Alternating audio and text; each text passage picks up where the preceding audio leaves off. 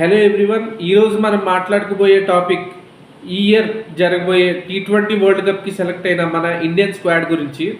So ఈ టాపిక్లోకి వెళ్ళే ముందు అసలు ఈ టోర్నీ ఎక్కడ జరుగుతుంది, మ్యాచెస్ టైమింగ్స్ ఏంటి, మనం లైవ్ ఎక్కడ చూడాలి, టోర్నీలో మొత్తం ఎన్ని టీమ్స్ ఉన్నాయి, ఎన్ని గ్రూప్స్ ఉన్నాయో చూద్దాం. First hosting countries USA, West Indies, ఈ రెండు కంట్రీస్ కలిపి హోస్ట్ చేస్తున్నాయి. మ్యాచ్ టైమింగ్స్ వచ్చేసి పొద్దున్న 5 గంటలకి, 6 గంటలకి, రాత్రి 8కి, 9కి ఇండియన్ టైమింగ్స్ ప్రకారం అనమాట. ఈ టైంకి స్టార్ట్ అవుతాయి మ్యాచెస్. లైవ్ స్ట్రీమ్ ఎలాగా ఫ్యాన్ కోడ్ యాప్లో కానీ హాట్స్టార్ యాప్లో కానీ మనం చూడొచ్చు సబ్స్క్రిప్షన్ కట్టుకొని. ఈ రెండిట్లో ఏదో ఒకటి అవ్వచ్చు, లైవ్ స్ట్రీమ్ అయ్యేది రెండు కూడా అవ్వచ్చు, అది ఇంకా మనకు తెలియదు.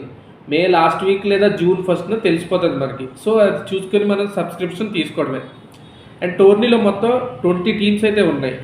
4 గ్రూపులుగా డివైడ్ చేసి ఒక్కొక్క గ్రూప్లో 5 టీమ్స్ని వేశారు. సో ఇప్పుడు ఏ గ్రూప్లో ఏ టీమ్స్ ఉన్నాయో చూద్దాం. ఫస్ట్ గ్రూప్ ఏలో India, Pakistan, Canada, Ireland, USA. Group బిలో England, Australia, Namibia, Scotland, Oman. Group సిలో West Indies, New Zealand, Afghanistan, Uganda, Papua New Guinea. Group డిలో South Africa, Sri Lanka, Bangladesh, Netherlands, Nepal. So 5 టీములు చొప్పున 4 గ్రూపులుగా డివైడ్ చేశారు. ఇప్పుడు మన ఇండియన్ స్క్వాడ్ గురించి అయితే చూసుకుందాం. First pure batters Rohit Sharma, Yashasvi Jaiswal, Virat Kohli, Suryakumar Yadav. Wicket keepers Rishabh Pant, Sanju Samson. All rounders Hardik Pandya, Shivam Dube, Ravindra Jadeja, Axar Patel. Bowlers Jasprit Bumrah, Kuldeep Yadav, Yuzvendra Chahal, Harshdeep Singh, Mohammed Siraj. నాకైతే చాలా హ్యాపీగా ఉంది కుల్దీప్ యాదవ్, యుజ్వేంద్ర చాహల్ని మళ్ళీ టీంలో కంబైన్డ్గా చూడటము. ఎంతమందికి వీళ్ళిద్దరు కాంబినేషన్ ఇష్టమో కామెంట్ చేయండి. అండ్ ఇప్పుడు ట్రావెలింగ్ రిజర్వ్స్ అంటే ఏంటంటే ఈ సెలెక్ట్ అయిన 15 మందిలో ఎవరికైనా ఇంజురీ అయ్యి మేము మిగతా టోర్నమెంట్ కంటిన్యూ చేయలేము అంటే అప్పుడు వీళ్ళని రీప్లేస్ చేయడానికి ఒక 4 అయితే సెలెక్ట్ చేసి పెడతారు. అప్పుడు వాళ్ళు ఆ కంట్రీకి ట్రావెల్ అవుతారనమాట. సో ట్రావెలింగ్ రిజర్వ్స్ ఎవరో చూద్దాం. ఫస్ట్ శుభ్మన్ గిల్, రింకు సింగ్, ఖలీల్ అహ్మద్, అవేష్ ఖాన్. సో ఈ 4 ట్రావెలింగ్ రిజర్వ్స్. సో స్క్వాడ్ అయితే ఇలా ఉంది. సో ఇందులో ఏదైనా చేంజ్ చేస్తే బాగుందని మీకు అనిపించిందా? మీ ఒపీనియన్ ఏంటో కామెంట్ చేసి చెప్పండి. నాకైతే ఒక చిన్న చేంజ్ చేస్తే బాగుండి అనిపించింది. ఆ చేంజ్ ఏంటంటే యశస్వి జైస్వాల్, శుభ్మన్ గిల్ వీళ్ళిద్దరిలో ఎవరో ఒకరిని ట్రావెలింగ్ రిజర్వ్స్లో ఉంచి, వీళ్ళిద్దరిలో ఎవరో ఒక్కరికి ఛాన్స్ ఇచ్చి, అది కూడా ట్రావెలింగ్ రిజర్వ్స్లో ఉంచి మెయిన్ టీంలో KL రాహుల్ గారిని తీసుకుంటే బాగుండి అనిపించింది. ఎందుకంటే ఇక్కడ మనకి వికెట్ కీపర్స్ ఇద్దరే ఉన్నారు. సో ఒకరికి ఇంజురీ అయిందనుకోండి, బ్యాకప్ వికెట్ కీపర్కి కొన్ని రోజులు ఇంకొకరిని కంటిన్యూ చేస్తారు. సో ఎప్పుడైనా అత్యవసర పరిస్థితుల్లో ఇంకొక వికెట్ కీపర్ అవసరం పడితే ఇక మిగతా వాళ్ళలో ఎవరికి కూడా వికెట్ కీపింగ్ చేసినంత ఎక్స్పీరియన్స్ ఎవరికీ లేదు. సో KL రాహుల్ గారిని తీసుకుని ఉంటే ఆయన ఓపెనింగ్ చేయగలరు, మిడిల్ ఆర్డర్లో ఆడగలరు, లోయర్ ఆర్డర్లో ఆడగలరు, అలాగే వికెట్ కీపింగ్ కూడా చేయగలరు ఎప్పుడైనా అవసరం పడితే. సో వీళ్ళిద్దరికీ యశస్వి జైస్వాల్, శుభ్మన్ గిల్ వీళ్ళిద్దరిలో ఎవరో ఒకరు ఛాన్స్ ఇచ్చి మెయిన్ టీంలో KL రాహుల్ గారు ఉండుంటే చాలా అడ్వాంటేజ్ ఉండేది. సో వీళ్ళిద్దరికి ఇంకా చాలా ఫ్యూచర్ ఉంది యశస్వి జైస్వాల్, శుభ్మన్ గిల్ గారికి. ఎందుకంటే ఈ IPL జరగబోయే ముందు IPL జరిగే ముందు ఇండియా ఇంగ్లాండ్ టెస్ట్ సిరీస్లో 700+ రన్స్ కొట్టి man of the tournament player of the tournament అవార్డుని గెలుచుకున్నారు యశస్వి జైస్వాల్.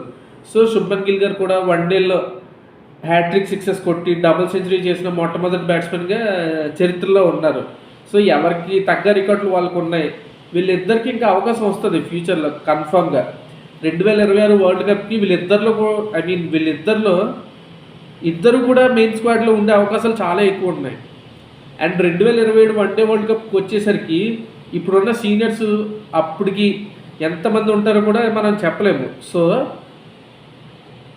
సీనియర్స్కి ఫస్ట్ ప్రిఫరెన్స్ ఇచ్చి వాళ్ళకు ఛాన్స్ ఇచ్చి వీళ్ళకి కూడా ఫ్యూచర్ ఉంటుంది. కన్ఫామ్గా వీళ్ళకి అవకాశాలు వస్తూనే ఉంటాయి. ఎందుకంటే వీళ్ళు ఫామ్ పరంగా కానీ, వీళ్ళ ప్లేయింగ్ స్టైల్ పరంగా కానీ, వీళ్ళ కెరీర్కి ఏ డోకా ఉండదు. సో ఈసారి మాత్రం KL రాహుల్ గారికి ఛాన్స్ ఇచ్చిండుంటే బాగుండని నాకైతే అనిపించింది. ఆ ఒక్క చేంజే కనిపించింది. అండ్ నాకు ఉన్న ఇంకొక కంప్లైంట్ ఏంటంటే ఈ స్క్వాడ్లో శివం దుబే గారి గురించి. ఎందుకంటే ఇప్పుడు ఈయన ఇంతకుముందు T20 మ్యాచ్లు ఇండియా తరఫున ఆడినా కూడా మళ్ళీ ఈయన్ని టీంలోకి తీసుకోలేదు చాలా రోజులు. 1 or 2 years వరకు ఈయన టీంలోకి తీసుకోలేదు. మళ్ళీ ఈ ఐపీఎల్ పర్ఫార్మెన్స్ని బేస్ చేసుకొని తీసుకోవడం జరిగింది శివం దుబే గారిని. సో ఇక్కడ నాకు వచ్చిన కంప్లైంట్ ఏంటంటే, ఇప్పుడు ఇంపాక్ట్ రూల్ అనేది ఒకటి ఉంది ఐపీఎల్లోనే. అంటే ఒక ప్లేయర్ని సబ్స్టిట్యూట్ చేసి ఇంకొక ప్లేయర్ని ఇంపాక్ట్ కింద తీసుకోవడం వాళ్ళ ప్లేస్లో. సో అలాగా ఒక ప్యూర్ బ్యాటర్ ఒక ప్యూర్ బౌలర్కి, ఒక ప్యూర్ బౌలర్ ఒక ప్యూర్ బ్యాటర్కి, లేదంటే ఇద్దరు బ్యాట్స్మెన్లకి, లేదంటే ఇద్దరు బౌలర్లకి ఇలా జరిగితే పర్వాలేదు. బట్ ఆల్రౌండర్స్కి మాత్రం అలా జరిగితే నష్టం వస్తుంది. ఎందుకో తెలుసా? ఇప్పుడు ఎవరో ఒక ప్లేయర్ని సబ్స్టిట్యూట్ చేసి ఒక బౌలర్నో బ్యాట్స్మెన్నో ఒక ఆల్రౌండర్ని తీసుకుంటే ఎయిదర్ ఆల్రౌండర్ బ్యాటింగ్ ఆడగలడు లేదా బౌలింగ్ చేయగలడు. ఈ రెండిట్లో ఏదో ఒకటే చేయగలడు. సో ఆల్రౌండర్ని తీసుకుంటే ఫుల్ ప్లెడ్జ్డ్గా టీంలోకి తీసేసుకోవడం బెటర్ ఈ ఇంపాక్ట్ రూల్ ద్వారా కాకుండా. ఎందుకంటే ఇప్పుడు శివం దుబే T20కి సెలెక్ట్ అయిన ప్లేయర్ అనమాట. T20 వరల్డ్ కప్కి ఇలాంటి ఒక మెగా టోర్నీకి సెలెక్ట్ అయిన ప్లేయర్. సో ఇక్కడ ఆల్రౌండర్స్ మొత్తం 4 ఉన్నారు. మెయిన్ బౌలర్స్ 3 ఉండి, 3 సీమర్లు ఉండి ఒక స్పిన్నర్తో ఆడించిన, లేదంటే 2 సీమర్స్ 2 స్పిన్నర్స్తో ఆడించినా కూడా ఎప్పుడైనా అవసరం పడితే, ఒకవేళ ఆ పిచ్ కండిషన్ అర్థం కాక ఒకవేళ మెయిన్ బౌలర్స్ రన్స్ ఇచ్చేసినప్పుడు పార్ట్ టైమ్గా బౌలింగ్ చేయాల్సి వస్తే, ఉన్నారు ఆల్రౌండర్స్, లేరు అని నేను చెప్పట్లే, ఒకవేళ అత్యవసర పరిస్థితుల్లో అవసరం పడితే ఈయన బౌలింగ్ చేయగలగాలి. ఎందుకంటే ఇప్పటి నుంచి ప్రాక్టీస్ లేకపోతే అప్పటికప్పుడు అక్కడికి వెళ్ళి బౌలింగ్ చేయడం, బౌలింగ్తో పర్ఫామ్ చేయడం చాలా కష్టం అయిపోతుంది ఆల్రౌండర్స్కి.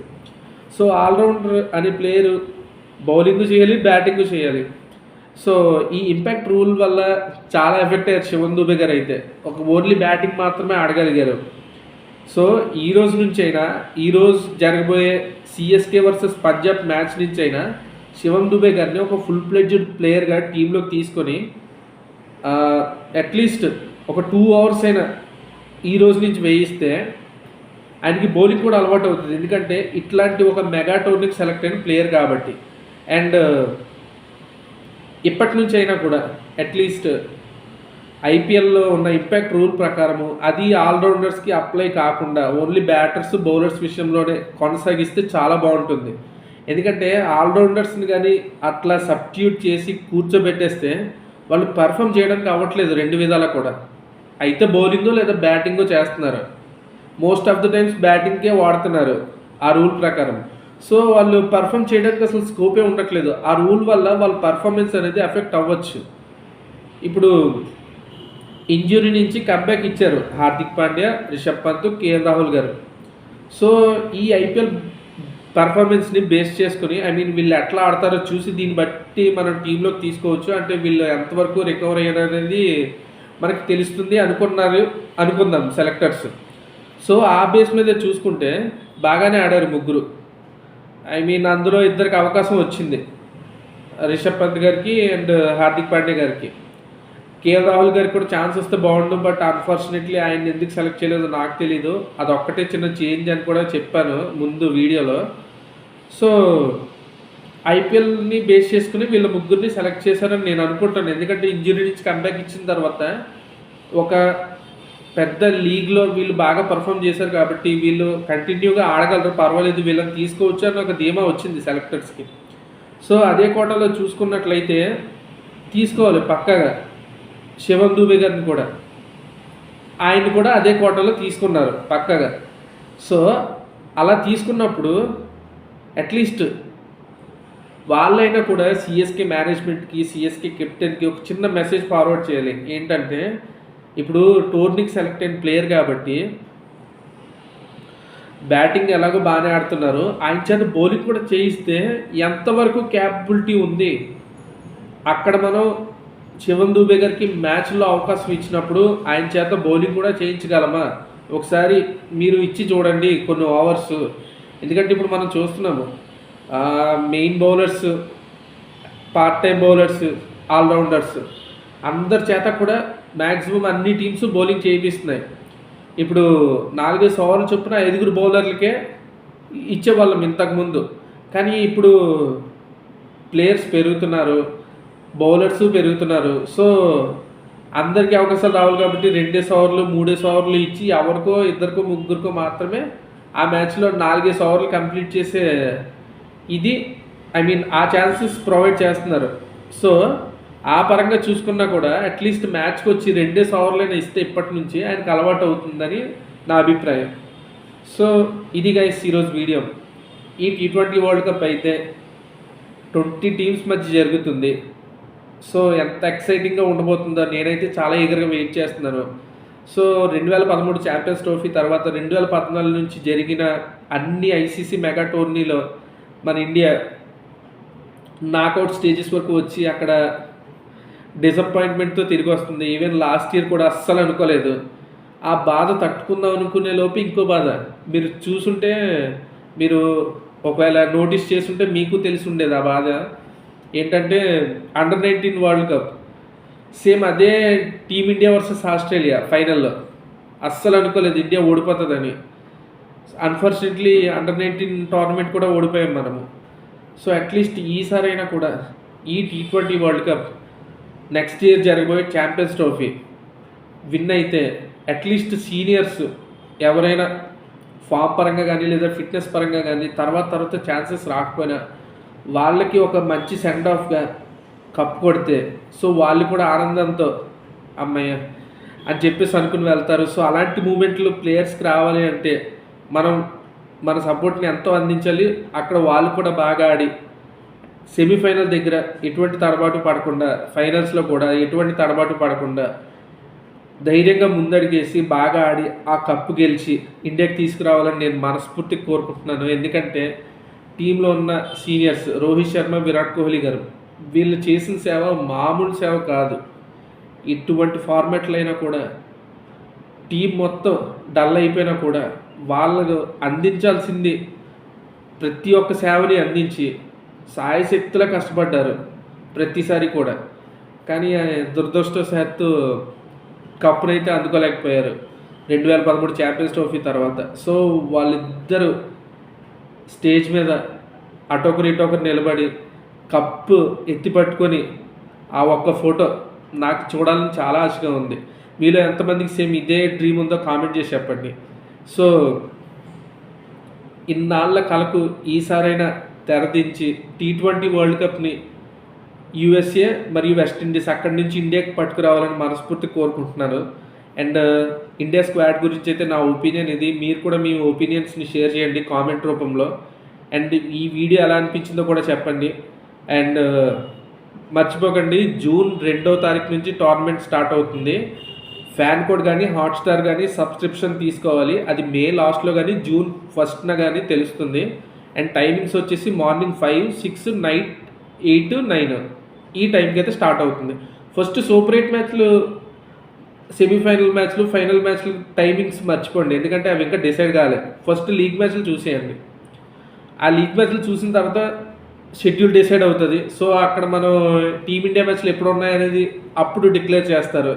సో మీ సపోర్ట్ని ప్రతి ఒక్కరికి ఇట్లాంటి క్రికెట్ వీడియోస్ ఏమొచ్చినా కూడా అందరికీ షేర్ చేసి మీ సపోర్ట్ని ఇండియాకి అందించండి. అండ్ ఇండియా కప్తో తిరిగి రావాలని నేను మనస్ఫూర్తిగా కోరుకుంటూ జై హింద్.